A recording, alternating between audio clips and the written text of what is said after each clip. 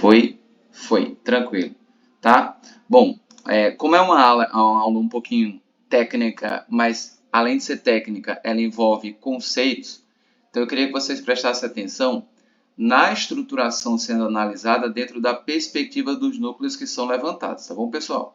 Entenda, qual é o assunto dessa aula de hoje?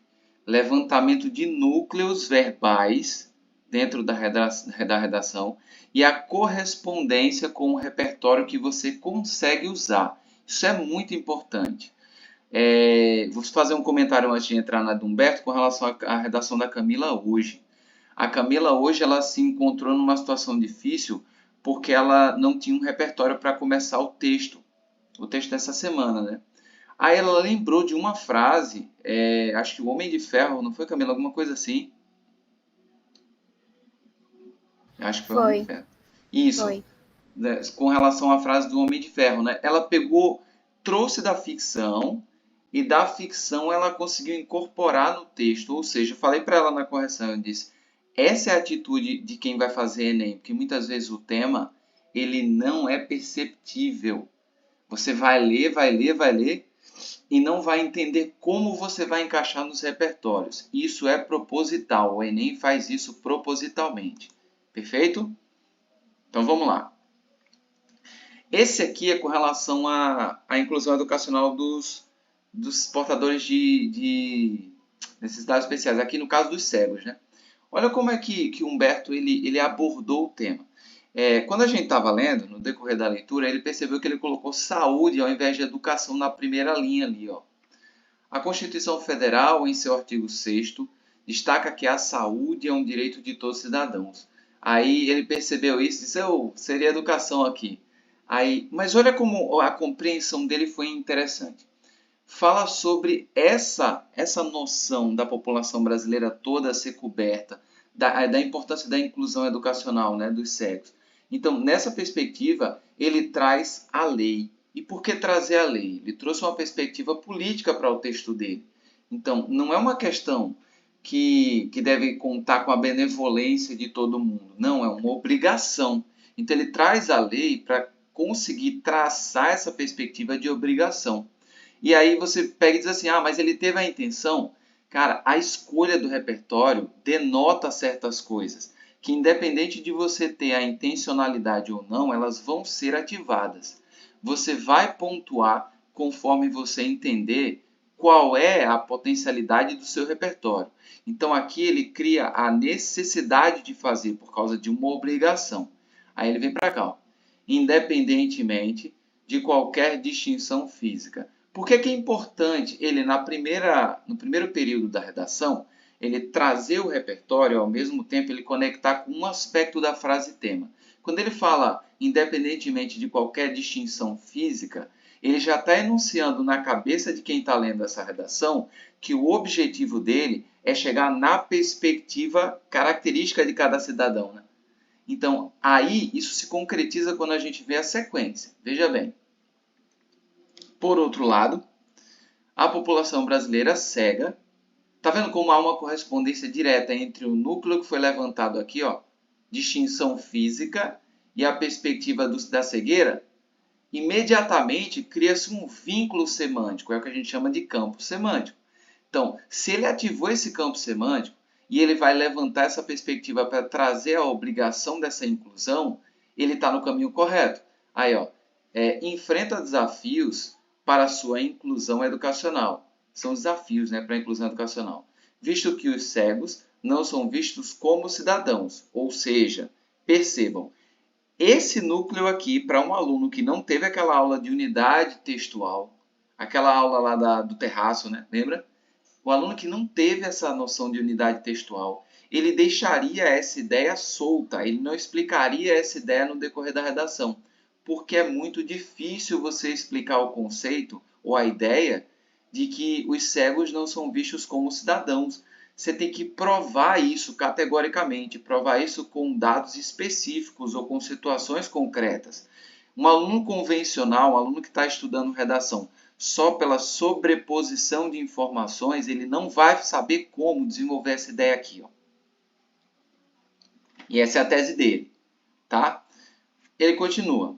Sendo assim, faz-se necessário observar que o estereótipo negativo e a exclusão social são os entrepostos a serem discutidos. Perceba, quando ele levantou não são vistos como cidadãos, eu, na qualidade de corretor, estou lá anotando, opa, afirmação, opinião, cegos não são vistos como cidadãos, interrogação, comprovação, quero ver isso.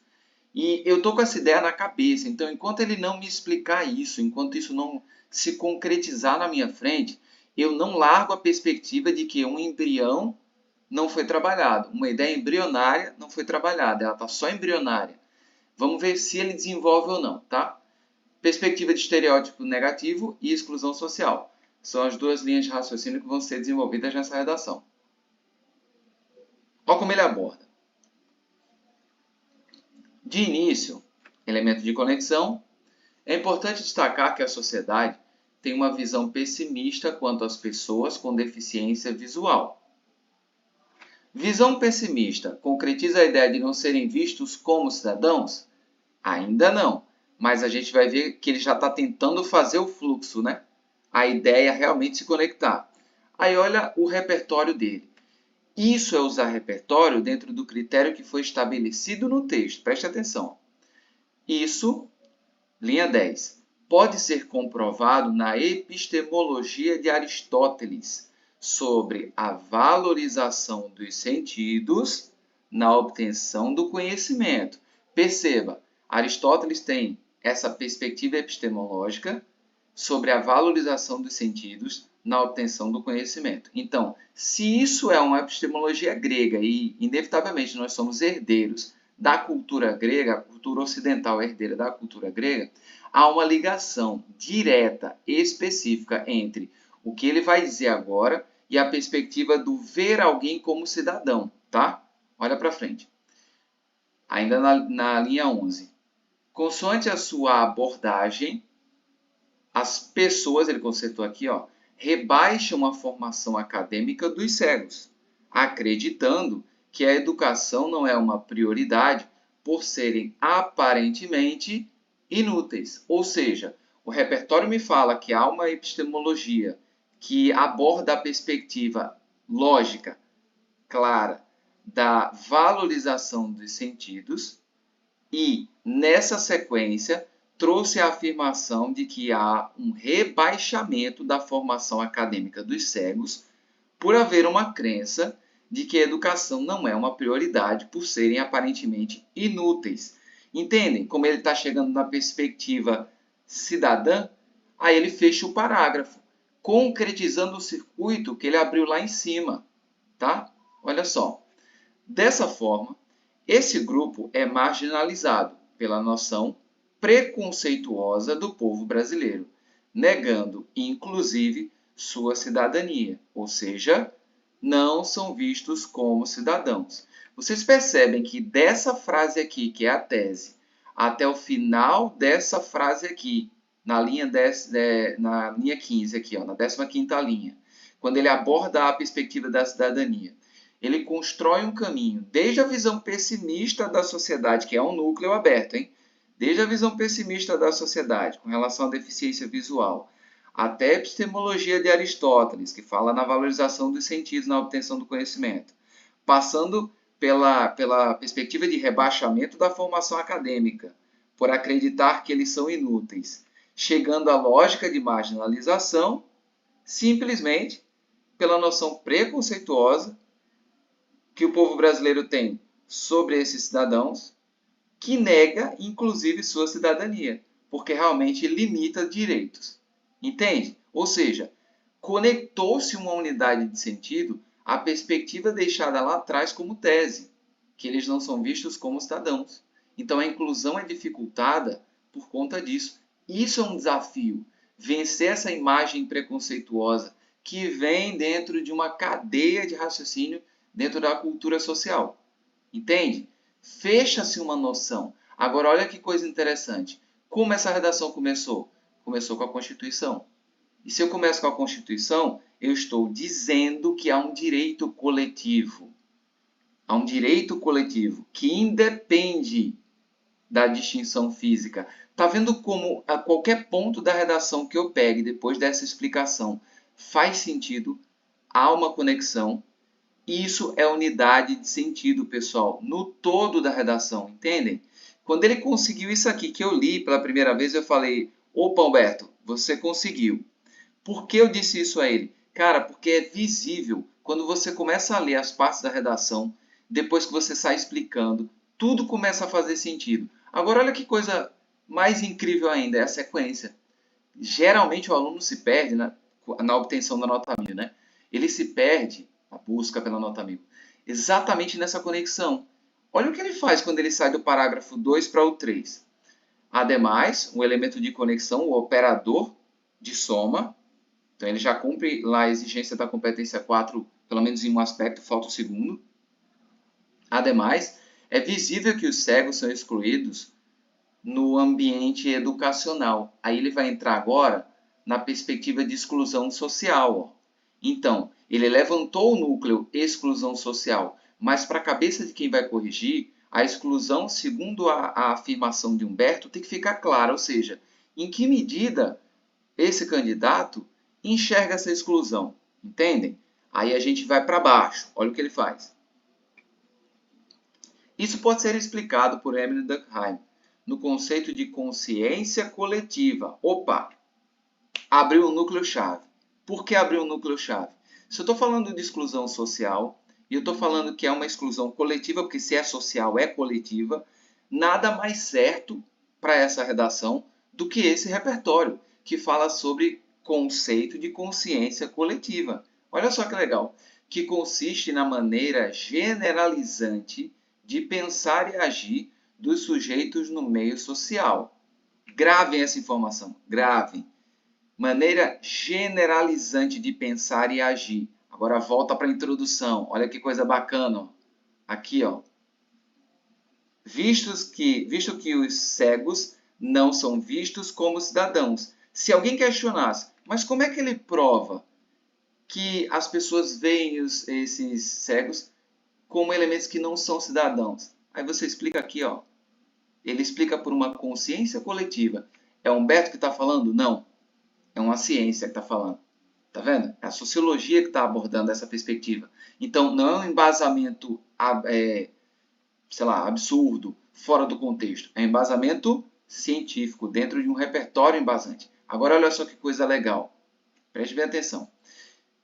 Com efeito, é nítido que os estudantes desconsideram a necessidade de integração desses deficientes no espaço estudantil, pois aqueles possuem relutância com a criação de vínculos sociais e afetivos com os cegos.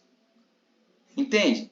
Aí, mas tá, o núcleo está levantado, a perspectiva está sendo explicada, há um núcleo teórico aqui sendo defendido. O núcleo teórico completa a ideia de exclusão. E aí vem o fechamento. Ó. Dessa maneira, eles não são considerados cidadãos comuns, com potencialidades a serem desenvolvidas. Ou seja, é a visão preconceituosa que ele fala aqui, ó. Bem aqui, ó. Cadê? Deficiência. Visão pessimista, aqui em cima. E tem uma ideia preconceituosa também que ele fala mais um pouquinho atrás. Quer ver? Ó? Ah, no estereótipo, tá aqui, ó. Que o estereótipo negativo, tá vendo? Ou seja, estereótipos são visões preconcebidas, preconceituosas. Entende a conexão verbal? Por que acontece a conexão verbal? Porque ele está dentro de uma mesma unidade de sentido, só que ramificando essa percepção. Entende a lógica? Ele não está fugindo da base. Isso é uma redação que evolui progressivamente dentro de um eixo claro de trabalho. Qual é o eixo claro de trabalho? O fato de que a população brasileira cega enfrenta desafios para a sua inclusão educacional, visto que os cegos não são vistos como cidadãos. Percebem? Essa é a lógica textual. É isso que a gente tem que primar toda vez. Por isso que a gente tem que primar quando a gente tem que fazer a redação. Agora, olha o fechamento dessa redação. Precisa-se, portanto, que a mídia, por meio das redes sociais, aí detalhamento, né? Canais de televisão e rádios, né? Realizem campanhas sobre, aqui seria realize, né, a mídia, sobre a importância de se agregar os cegos à educação, mostrando exemplos de superação dessas minorias. Por que mostrar exemplo de superação dessas minorias? Para mudar a consciência coletiva, que está aqui explicado no parágrafo anterior. Como é que se muda a consciência coletiva? Fomentando informação. Quem pode fomentar a informação? Mídia. Tá vendo como os elementos se conectam em todas as partes da redação? Agora olha aqui, ó. Com o fito de conscientizar a população sobre a crucialidade da inclusão. Ou seja, até mesmo para consertar uma injustiça. Por fim, o preceito constitucional será legitimado. Entende a perspectiva? Está vendo como fica fácil de ler quando a redação está toda encaixada? Aí, é claro, existem as questões gramaticais que eu conversei com ele, né? Mas são mínimas, são mínimas. E rasura, alguma coisa assim. A base é que o Humberto entendeu aquela ideia de unidade textual que eu vinha falando e entendeu como usar o repertório dentro dessa unidade. Entende? Diego, qual é a unidade que se pensa? A unidade é a tese, é a ideia central que ele vai defender. Então, tudo se conecta a isso. E aí a questão é que, quando ele escolhe o Durkheim na consciência coletiva, ele viu um repertório da área da sociologia que poderia corroborar a ideia de exclusão que ele estava trabalhando aqui. Ou seja, por que a exclusão acontece? Por causa de uma ideia coletiva, de uma consciência coletiva. E ele explica essa relação. Os vínculos sociais, afetivos, eles são prejudicados. Entendem? Há uma perspectiva aqui, e toda a perspectiva que ele traduz na redação é na lógica de que os cegos não são vistos como cidadãos, eles são vistos como pessoas que não são dignas da vida social. Então são afastadas, isoladas, não são incluídas. E aí entra no tema. Ou seja, todos os aspectos temáticos foram abordados dentro dessa perspectiva de texto. Entendem a condição que eu quero que vocês trabalhem? Esse foi o texto da semana passada dele. Aí eu fiz, Humberto, vai gerar uma expectativa para a semana que vem, né? Porque se você conseguir entender isso e projetar, eu quero ver isso na próxima redação. Aí, ou seja, o que ele faz? Ele faz a mesma coisa, olha aqui, ó. Redação dessa semana, tá? Olha a redação dessa semana. Veja se não é um conhecimento consolidado na cabeça dele sobre o que ele tem que fazer na redação. Veja bem. Segundo o sociólogo Emile Durkheim, a sociedade vigente vive um sistema de solidariedade orgânica. Lembre que o tema é filantropia. E ele traz uma citação que fala sobre solidariedade orgânica. Ou seja, ele já entendeu o campo semântico, ele já demonstrou isso no repertório inicial. Só com a escolha dessa perspectiva de Durkheim, da solidariedade orgânica. Aí ele continua.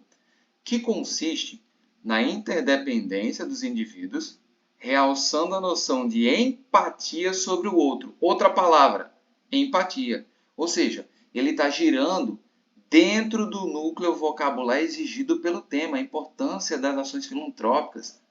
Entende? Aí ele continua. Ó. Por outro lado, isso não se concretiza na importância destinada à atividade filantrópica, uma vez que as pessoas não possuem senso de coletividade. Diego, por que ele colocou a palavra coletividade? Pessoal, solidariedade orgânica. Orgânico.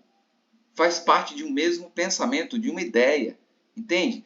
Aí você vai dizer, não, mas ele pensou nisso. Cara, por mais que ele não tenha pensado, ele entendeu tanto o que eu estava falando na aula com relação à unidade, que as palavras estão simplesmente confluindo umas para as outras. A ideia de coletividade aqui vai nessa perspectiva de solidariedade orgânica. A ideia de filantropia, que é a importância do tema, né? A lógica temática, está aqui na ideia de solidariedade. Num só conceito, ele engloba a perspectiva que ele quer continuar. E isso aqui é a tese dele. Tá? Uma vez que as pessoas não possuem um senso de coletividade. E é isso que vai ser defendido dentro dessa perspectiva. Ó. Sendo assim, faz-se necessário observar que o vácuo de financiamento para as organizações sociais e a ausência de caráter solidário resume em tal problemática. Percebam que ele usou vácuo de financiamento, ou seja, ele acionou no contexto da redação dele um viés econômico, só pelo uso da perspectiva do vácuo de financiamento. Então, se ele abriu agora um núcleo que traz a ideia do viés econômico para o texto dele, ele pode pensar em teóricos que trabalham nessa área, entende? E aí depois ele vai para a ausência de caráter solidário, já tem uma outra perspectiva. Olha como ele faz agora esse segundo parágrafo, que legal. De início, há uma necessidade de manter as organizações em pleno funcionamento, pela destinação de dinheiro. Ele abriu o viés econômico aqui em cima. Isso pode ser explicado por Karl Marx no ideal de materialismo histórico. Aí ele usa um repertório que já era realmente um repertório dominado por ele. Materialismo histórico, que destaca a crucialidade das relações materiais durante a história mundial. Ou seja, não é ruim se falar em filantropia pensando no viés da destinação de dinheiro, do viés econômico. Até porque os grandes filantropos, como a gente conversou, né? Eles todos têm muito dinheiro dentro dessa perspectiva. Entendem? O Estado estimula que isso seja feito. Agora, olha a continuidade. Consoante a sua abordagem, a sustentação dos programas sociais é dependente dos filantropos. Aqui, ó. Visto que há gastos operacionais para a perpetuação das ações sociais. Dessa forma, a ideia coletivista se enquadra também no âmbito financeiro. Esse movimento aqui foi incrível, porque ele traz a perspectiva de financiamento que ele abriu aqui embaixo, a tese dele, ó, senso de coletividade. Ou seja, a ideia coletivista se enquadra também no âmbito financeiro. É como para quem diz assim, quem estiver pensando que o lado financeiro não tem nada a ver com a perspectiva de coletividade, tem a ver sim, está aqui provado. Ou seja, isso é um bloco de informações com intencionalidade. É isso que eu quero que vocês gravem. Qual é a intencionalidade? De dialogar com as perspectivas de núcleo que apareceram para trás, para não deixar nada embrionário. Desenvolver tudo, conectar tudo. E aí ele passa para o próximo parágrafo. Ademais, as pessoas não se colocam no lugar das outras. Isso se materializa na busca pelo sumo bem. Olha como o repertório traduz a linha de raciocínio, que, para Aristóteles, significa perseguir somente o que traz a felicidade própria. Lembra da coletividade?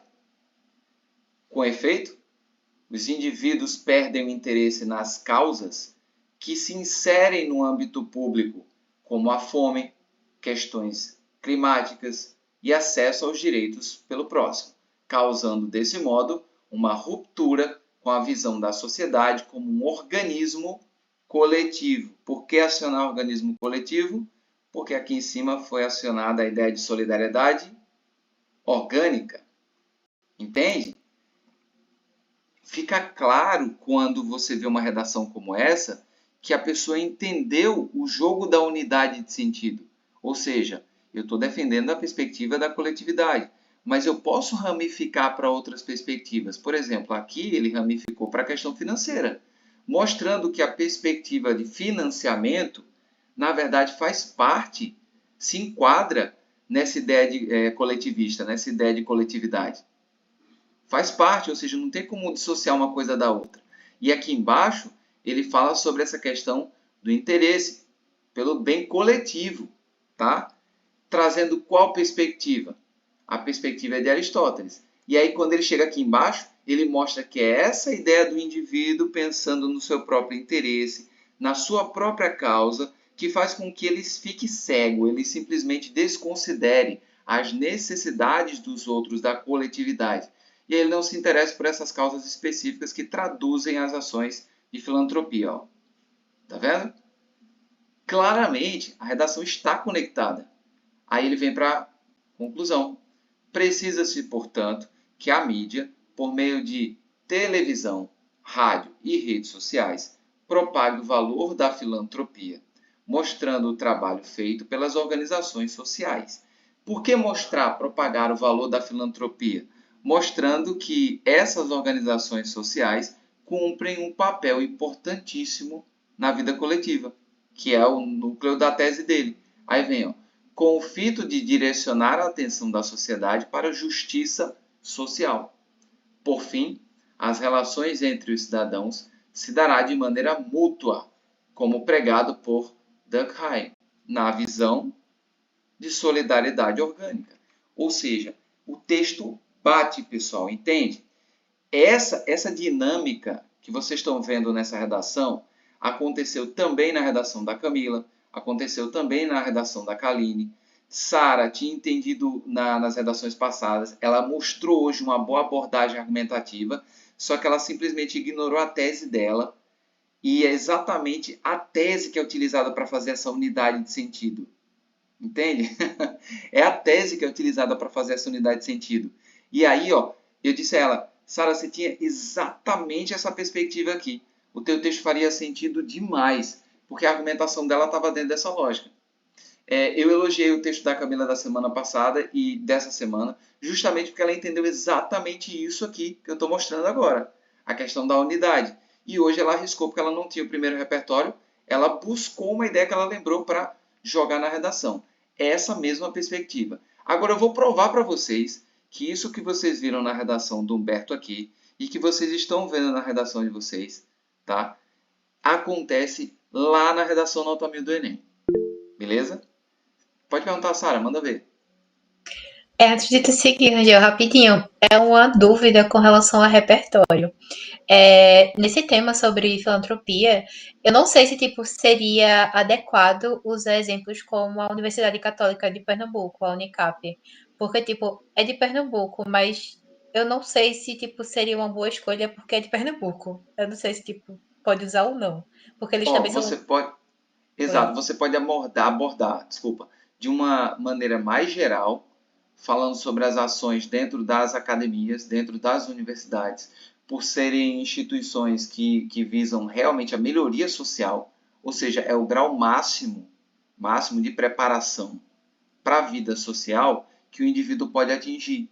Uma universidade tem essa característica, entende? Então, se ela tem essa característica, nada mais justo do que ela fazer projetos ou estabelecer vínculos com o meio social que sejam efetivos, porque ela é a detentora do conhecimento acadêmico, científico. É ela que pode trazer as bases para a mudança de qualquer setor social. Entende? Então, você trazer a Universidade de Pernambuco pode ser uma alternativa, desde que você primeiro fale sobre essa necessidade em âmbito mais geral, e aí você usa a exemplo do que ocorre na Universidade de Pernambuco. Entende? Você primeiro Hum, fala do geral e aí depois você usa isso como um exemplo. Por quê? Se você usar como caso geral, vai parecer muito localizado, entendeu? entendi, era Você isso que eu tem, tava com medo. você tem que fazer o recorte. Você usa como Entendi. recorte isso, tá? Vou dar um exemplo. A gente está falando de violência, por exemplo. E aí a gente fala sobre violência social com textos realmente muito ostensivos. E aí você fala sobre a Cracolândia, em São Paulo. Diego, também não seria regional? Seria. Só que há uma diferença. Quando a gente fala num ponto como esse, qual é a referência que a gente utiliza? A gente está falando, por exemplo, num ponto de venda de crack ou de droga em qualquer setor do país, em qualquer região do país. Qual é a referência que a gente utiliza? Isso parece a É, Cracolândia, realmente. Cracolândia. Aham. Entende? Então, isso virou ponto geral. Então, tudo aquilo que vira ponto geral pode ser utilizado como argumento de autoridade na redação, entende? Agora, como não é uma visão geral, eu não posso lançar na minha redação. Só como recorte. Entende? Eu falo de Entendi. maneira geral e digo, exemplo do que ocorre na região tal, de Salvador, de Recife, tá, na região tal, eu vou pontuar. Mas aí eu fiz um argumento de maneira mais geral. Ô, Entendi, Humberto, pode mandar ver, entendi. cara. No caso, entra Obrigada. como recorte, né? Não, não vai ser tipo um repertório, como citar um filósofo, uma coisa mais geral, né? Isso. Exatamente, entra como um recorte. E aí é uma grande distinção. Mesmo eu pensando na Cracolândia, por exemplo, aqui agora para dar esse exemplo, por que eu pensei na Cracolândia? Porque, inevitavelmente, se você pensa nesse problema, a referência para todo o Brasil é a Cracolândia. Então, não tem como você desconsiderar isso como sendo um argumento geral. Se você pensa, por exemplo, num caso de violência contra idoso, você pensa em todos os fatos que ocorreram no Brasil. Tem algum que chama a atenção? Algum que virou um símbolo específico? Tá vendo como não tem? Agora, se você pensa na violência contra a mulher, tem algum caso que virou realmente símbolo?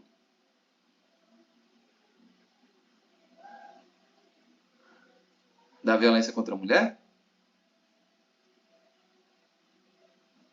Rapaz, específico que eu lembrei agora, não, mas são vários casos todos os dias com várias mulheres. Então, mas tá vendo como a gente deixa passar os argumentos? Pensem, Aham. teve um que foi tão geral, tão geral, tão geral que virou lei.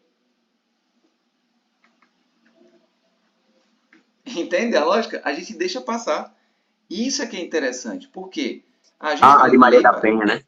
Exato. A gente fala em Lei Maria da Penha, Lei Maria da Penha. Mas É. por que Lei Maria da Penha? Porque esse foi um caso que ganhou a alcunha de ser geral, porque ele é representativo. Ele representa. Manda ver, Humberto. Pronto. Aí, por exemplo, o caso do DJ Ives. E aí?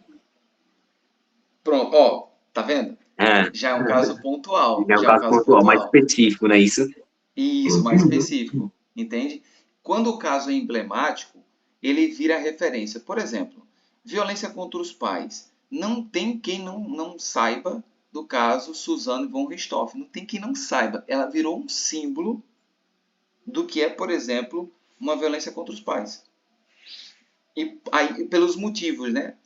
Específicos, por ganância e tudo mais. Então, se você pega um caso como esse, que teve tem até série, entendeu? Você sabe quando algo vira geral, ou quando vira lei, ou quando vira série, quando vira filme, quando vira alguma coisa assim, que ganha repercussão nacional. Não tem como a gente não usar na redação com essa alcunha de ser uma característica geral, de ter um peso de um repertório realmente cultural. Se a gente não entende isso, e não entende de fato muito bom, a gente vai estar usando argumentos que não são tão bons assim, como se fossem repertório-chave. E aí, meu amigo, se você faz isso, você perde o texto. Porque o cara vai dizer assim, não, mas isso aqui é regionalizado. Não, mas isso aqui não é um argumento de autoridade. Não, isso aqui não tem tanta força assim para ocupar uma representatividade, uma questão simbólica aqui nessa situação. Entende? Essa é a lógica, é isso que eu quero que vocês dominem. Se vocês acharem, por exemplo, eu perguntei assim, a violência contra a mulher. Aí vocês usam isso na redação, vocês já usaram a Lei Maria da Penha, mas isso não veio à mente imediatamente, entendeu? É isso que eu quero que vocês façam. Projetem as situações, projetem os contextos e aí vocês consigam utilizar na redação realmente como argumento categórico. Isso tem que acontecer. Vou dar um exemplo. Veja bem, a gente tem guerras e tudo mais aqui agora acontecendo. Aí vamos supor que no tema desse ano você tenha a questão da pacificação, né? É um tema que fala sobre a ideia de pacificação. Beleza. Porque o mundo está passando por isso, o Brasil tem um papel importante, tal, tal. E joga-se essa ideia. Aí você não sabe a qual repertório recorrer. Você pensa, nossa, se eu colocar o Brasil dentro de uma perspectiva histórica, qual é a relevância que o Brasil tem para esses conflitos mundiais? Ele participou na Segunda Guerra, beleza, junto dos aliados, contra o eixo do mal. Depois, o que aconteceu? Ele não se envolveu mais em nada. E as missões de paz que o Brasil participa? O Haiti, por exemplo. Aí, não, eu não sabia de nada, Diego, mas você já ouviu falar no Haiti. Então, pare e se pergunte, tá, o que o Brasil foi fazer no Haiti? Pacificação daquele país. Então, se é pacificação, o Brasil tem um papel atuante, sim, no cenário internacional. Então, se eu estou falando de paz e o papel dele, o papel é um papel ativo. Então, é a minha tese. Eu vou dizer que o Brasil é um componente ativo das políticas de pacificação mundial. Haja vista sua atuação em várias missões diplomáticas, inclusive com intervenção em alguns países, a exemplo do Haiti. Olha como se constrói o argumento e mostra-se para o corretor um cenário que antes parecia não tem o repertório. E se tem, se você começar a analisar dessa maneira, isso é geral. Por que isso é geral? Porque isso foi repercussão realmente. Isso tem uma alcunha global. dá para eu trabalhar nessa perspectiva o meu texto. Então, deixa eu ver se eu consigo fazer isso. Eu vou provar isso para vocês agora, numa redação nota 1000, que o Enem expôs, certo? Prestem bem atenção no cenário para vocês entenderem o que eu quero demonstrar aqui, beleza? A gente pode falar, eu não teria capacidade de falar dessa maneira.